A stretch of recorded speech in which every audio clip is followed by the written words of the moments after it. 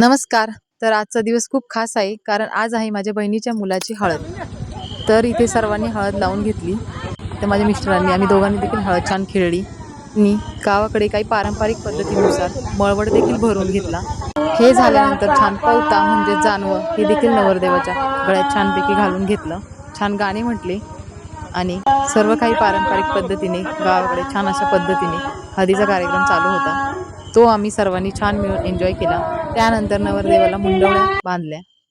त्यानंतर काही फोटो वगैरे क्लिक करून घेतले आणि नवरा आणि वरबाप यांना अंघोळ वगैरे घालून घेतली आणि छान असे फोटो काढून घेतले.